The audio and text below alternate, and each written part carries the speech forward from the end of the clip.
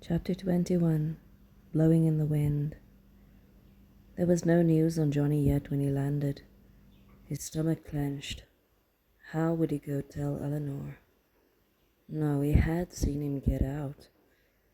He just hadn't seen a parachute open. But he would have made it. Johnny was too tough not to make it. The planes came in one by one. No word from Johnny.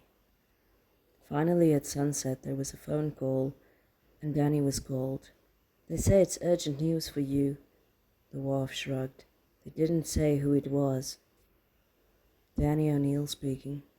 Hey, Yankee, you're slow. Johnny, you bloody leprechaun, where the hell are you? I'm sitting with your girlfriend, pilot boy, but Duncan says I've got to get out of here. No sympathy for the brave lads in blue, I tell you. Grab me car keys and come pick me up, would you? You should walk home, you Belfast drunk. He laughed, shook his head. Only Johnny. He cleared with Fred for permission to fetch Johnny. Fred sighed, laughed. Yes, go fetch him. You have my permission to have a beer and talk to your girlfriend, but then come back. Make Johnny buy you that beer. You saved his ass today. He hadn't realized how deep a joy would be at seeing Eleanor. She grabbed him. I'm so happy to see you. He lifted her straight off her feet, kissed her. Am I getting one as well after that gallant rescue? Johnny sat on the bar, one hand in a sling, the other cradling a whiskey. Danny grinned at him. If you were half as pretty, I'd consider it, but you look like you landed in sheep shit and vaguely smell like it too. Johnny grinned. Funny you should say that. El, get your man something to drink, would you? He pulled a hun off my ass today. She smiled at him, wordlessly poured him a whiskey and kissed him again. Johnny lifted his glass. Slanche. So what's with the arm and the smell? You dear lad.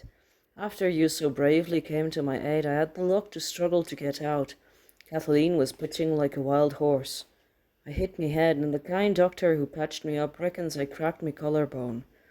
So, there I floated down amongst smoke and the sounds of dogfights, the sky coloured in vapour trails, and I thought of things blowing in the wind, and what a god-forsaken fucking war this is. So of course when I landed it was indeed in a sheep pen, not on me feet, and there was an old fellow with a pipe looking at me very queer-like.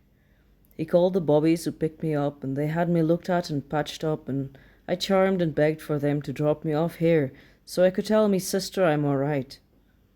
How many have you had, buddy? Not enough. I can still feel. Darling, he pulled her to him regretfully. I think I should get your cousin back. He's as drunk as a lord. I'm so glad I saw you. Let me finish this one at least, man. You'll break the wee lass's heart. He's been this way since he arrived. I gather he got taken care of quite well on the way here. So they sat and let Johnny sip his whiskey, and Elle leaned against Danny. It was a Monday night and quiet, and it was blissful to be together.